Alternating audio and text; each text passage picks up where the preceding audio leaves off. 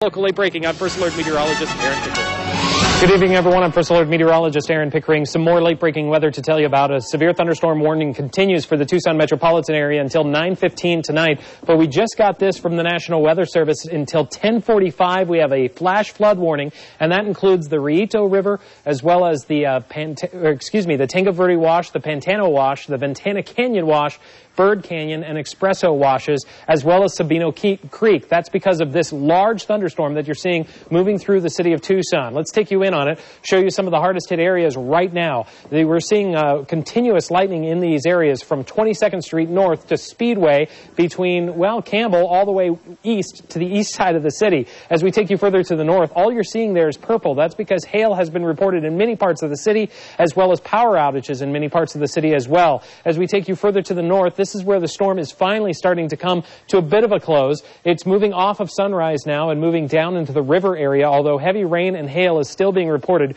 We do have reports of multiple power outages across the city, including the La Encantada shopping area. That's just one of the several reports that we've gotten into our newsroom in just the past 10 minutes alone. Again, a severe thunderstorm warning continues until 9:15 tonight. In addition, a flash flood warning is in effect until 10:45. That means we can have water rise from literally nothing up to about 2 to 3 feet because of this heavy rain. Of course, stay with KOLE News 13 for any further updates, and we'll keep breaking into programming when necessary. Out there in the Midwest, but Aaron, it looks like we're on tap for plenty more sunshine this week. Yeah, you know, today started off great. We saw great conditions, not much wind, but that's all going to be changing as we head in toward tomorrow. The wind is really going to kick up into the later part of the afternoon, and we're going to see gusts up to 25 miles an hour. Now, that's not enough to knock around your lawn furniture, but it is enough to really have to be fire-wise out there, because sparks can travel a long ways when they're being blown at 25 miles an hour, and it is going to be warm as well, up to 81 degrees. The wind is really not going to kick up until the later part of the afternoon, so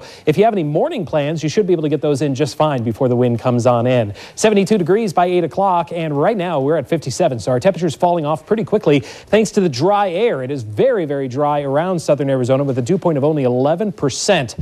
With those bone-dry conditions, again, fire danger extremely high. 50s across most of southern Arizona, unless you're in Douglas, already down to 44 degrees for you. 51 degrees in Nogales, 54 in Sierra Vista. Look up north. It is chilly at the Grand Canyon, only 27 degrees at this hour, with temperatures dropping into the lower 20s and upper teens tonight. Mostly clear skies across Arizona. Beautiful in southern Arizona, in southern California, southern Nevada. But as we go up toward the Pacific Northwest, look at this. Rain and even snow dropping all the way close to the Seattle area. One place that sees a lot of snow is Snoqualmie Pass. We showed you some of this video earlier today. They received another 2 to 3 inches of snow, making travel difficult, not closing down the interstate, though, between Seattle and Spokane. But still, when it snows up there, we have to be really cautious, because that means our temperatures are likely going to go down. And here's why. We have a lot of cold air coming in out of the Gulf of Alaska, rain and snow up in the Pacific Northwest, but just south of that, a lot of wind. So which one are we going to get? Are we going to get the rain, or are we going to get the wind? Well, we got to watch this track, the storm track, and it looks like most of this is actually going to be heading up into Utah and Colorado. Most of the rain, anyway.